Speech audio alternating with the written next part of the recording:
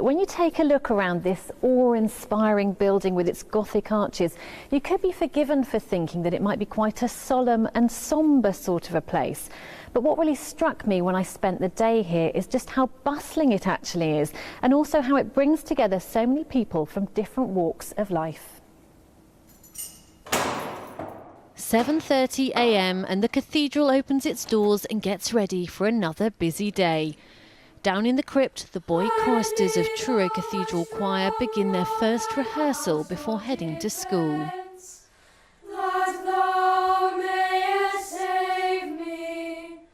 There's a flurry of activity as the vergers get everything ready before the Dean leads a small congregation for Holy Communion. Let us pray.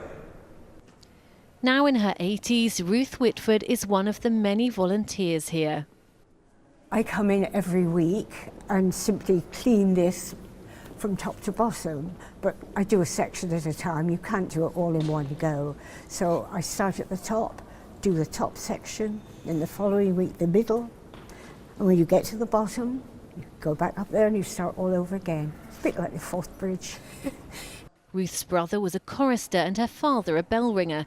She says the cathedral feels like home. I came here when I was 12 years old. I've got a long history my family has with this place.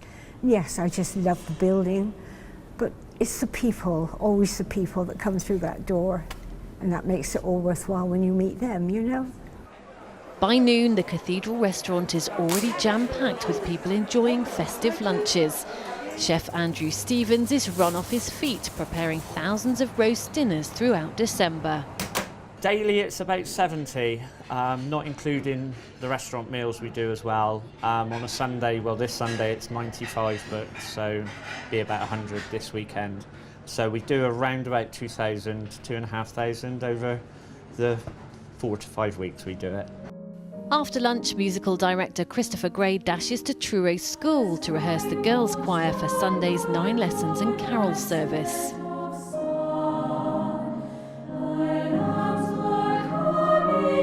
The girls say they love getting to sing in the cathedral at Christmas time.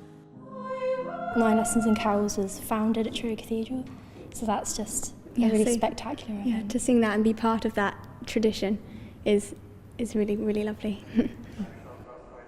You'll find people from all walks of life here. Some come to shop, some just to think. People are drawn to these places at this time of year, and what motivates them to come can be all sorts of reasons. And we'd make a big mistake if we try to impose our own agenda on them. We have a message to say, and we say it in as wide a context as possible, but actually people are drawn here, and we need to receive them and welcome them so that their experience of the cathedral can be truly memorable, and they'll go away thinking that was a really wonderful event for us to be in. After a long day at school, the boys' choir are back rehearsing again. They'll be performing on Christmas Eve and Christmas Day.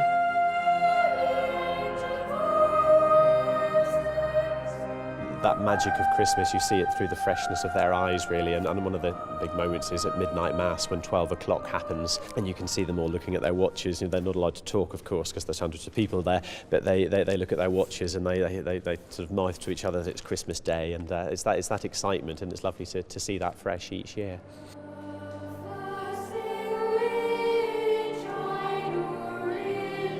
I'm really excited. Excited and a bit tired already, just thinking about it, because I usually go to bed quite early. Oh yeah, because then we've got Christmas Day service in the morning again after that. So that'll be quite tiring. Yeah. And you've got to sneak home before Father Christmas realises that you've been out as well. Yeah, we do. As they finally head home for the day, the cathedral swells one last time for a St Petrock Society concert highlighting homelessness. As the last of their songs echoes around the Gothic arches, it's time to lock up and dim the lights. Tomorrow they'll do it all again.